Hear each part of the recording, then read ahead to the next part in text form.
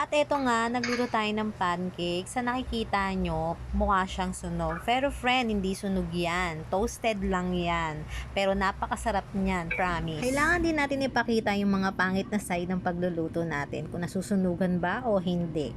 Gumamit nga lang ako ng hot cake mix, yung Maya. Ay nako, every time na lang na nagvo-voice over ako, lagi na lang maingay. Kahit anong oras, lagi na lang maingay. Pag in-off mo naman ang volume, maglalagay ka ng music, makaka-copyright ka naman. Hindi ko na talaga alam kung paano ako mag-edit or magbo-voice sa aking mga videos. Balik nga tayo sa ating pagluluto. Sinunod ko na nga lang dyan yung description dyan sa box at naglagay lang ako ng 1 medium whole egg. Hinalo ko na nga lang yan at hindi ko naman siya masyadong in-overmix.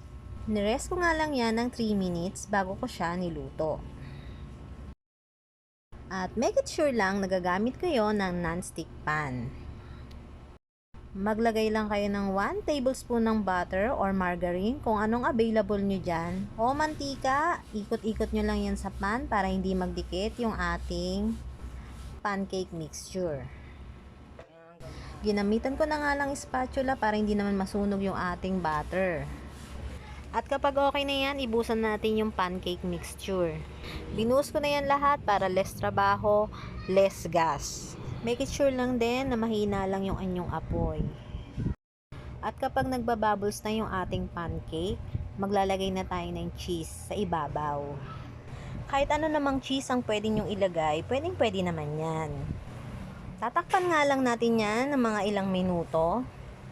Hihintayin lang natin maluto yung pinakailalim.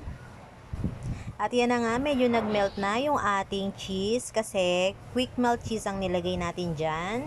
Kakailanganin lang natin ng isa pang pan para ma-flip natin yung ating pancake. Nagtunaw nga lang ulit ako ng butter para hindi naman dumikit yung sa ibabaw ng pancake natin. Naisali na nga natin ang ating pancake sa isa pang pan at maglalagay lang tayo ng butter sa ibabaw. Maghihintay lang tayo ng ilang minuto para maluto ito. Fast forward natin, ayan na nga, naluto na ang ating pancake at maglalagay na tayo ng butter sa ibabaw. Maglagay na rin tayo ng pancake syrup. Ayan na magpapasarap dyan, pati na yung ating butter.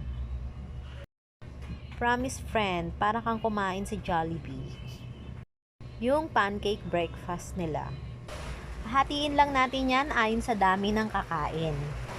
Dahil 8 kaming kakain, hinati ko siya sa 8.